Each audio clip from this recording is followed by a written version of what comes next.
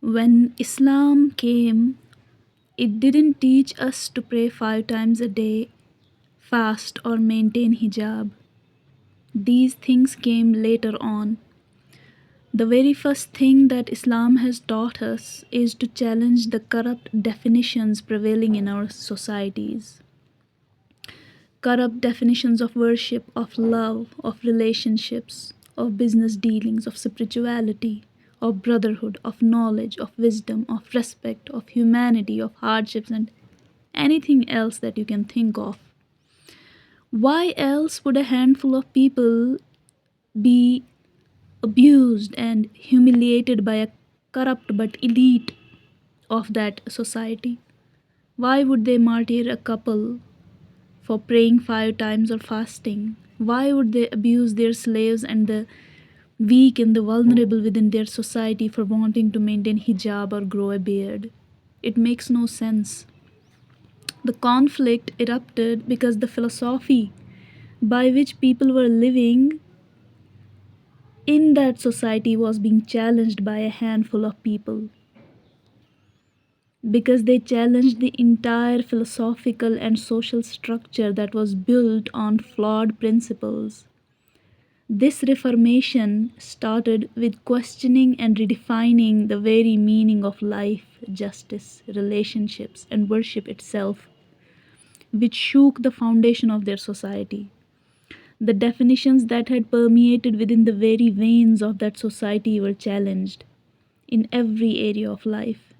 And when those definitions were challenged, it threatened their entire landscape of not just their own personalities, but their relationships, their work ethics, their spirituality, the way their younger generation perceived the world and the society around them.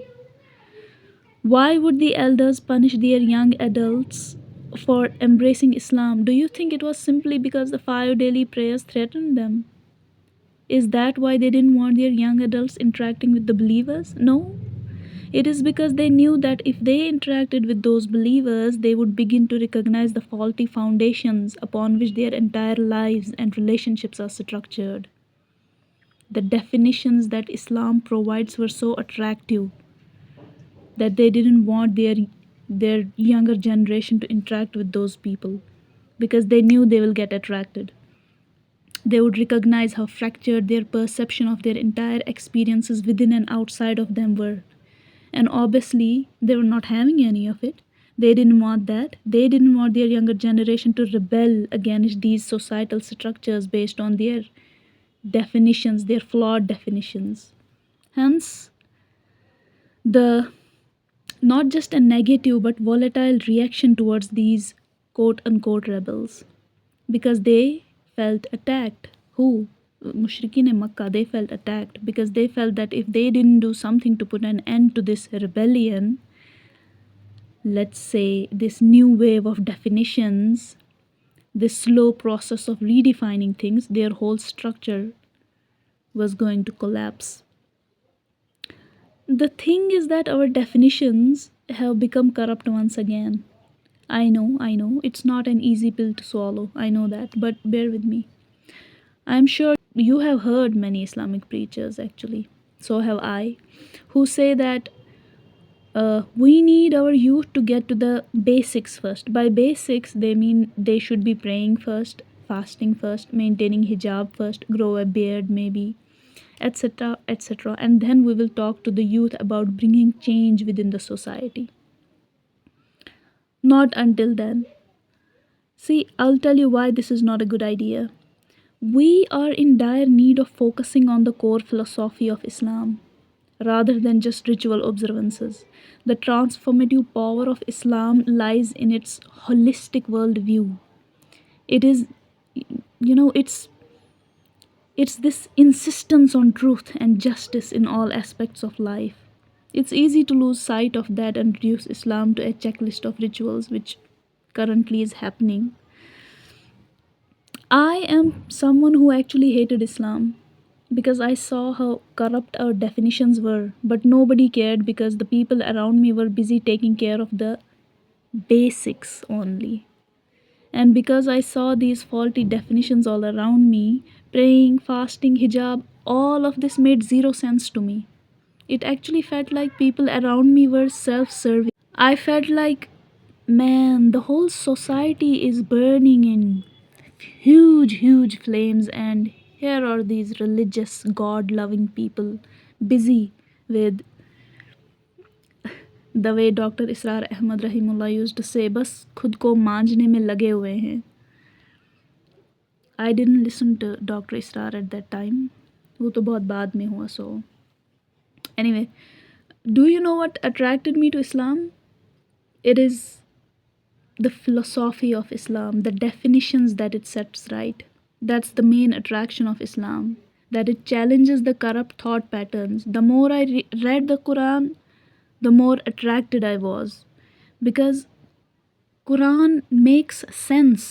Please understand this, Quran makes sense. जब आप कहते हैं ना कि society को ठीक बाद में करेंगे, पहले खुद को ठीक करो, और ठीक करो से आपका मतलब होता है वही बेसिक्स पे लगे रहो सिर्फ. इससे क्या होता है, आप इस्लाम की सारी अट्रैक्शन ख़त्म कर देते हैं. And one of the reasons you say this is because unfortunately you underestimate the youth, when in reality it is these teenagers who see right through this corruption in our society.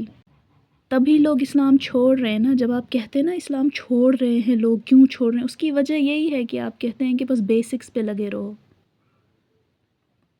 बाकी डेफिनिशंस की तरफ मत जाओ. ये एक बहुत बड़ी वजह है कि लोग इस्लाम छोड़ रहे हैं. आप सारी अट्रैक्शन इस्लाम की ख़त्म कर रहे हैं. Islam is very meaningful. Please don't make it meaningless. The Quran attracts people because of its ability to make sense of the world by setting things right. This is something that many youth today crave: authenticity and alignment between what is said and what is lived. We are not here to reframe Islam to suit us. That has unfortunately been done by our elders, knowingly or unknowingly. I'm not going into that debate. But I have observed since my early teens, even before that, that most of the Muslims want to go to Jannah, but at the same time they don't want to make sacrifices, they don't want to make any changes, and they don't want to display a brave front in the situations where Islam demands these things. And we are bearing the brunt of this. ये जो alignment नहीं है ना दोनों के बीच में, between words and actions, we are bearing the brunt of this. But we can change things if we are going to try our best to align our words and actions. If we decide every single day that we will not compromise the philosophy of Islam for our personal gains. If we want a better world for the generations that are to come, we have to be willing to make sacrifices. We have to be willing to make changes, to be brave whenever Islam demands that from us. And the moment we challenge the corrupt definitions, there will be conflict of philosophies. That's how revolutions begin. Seerah of Sayyidina Rasulullah sallallahu alaihi wasallam is a living proof of that. The real question, however, is when that uprising begins, which side will you take? Which definitions will you stand up for? Which definitions will you give your life for? That's the real question. The question that nobody is thinking about.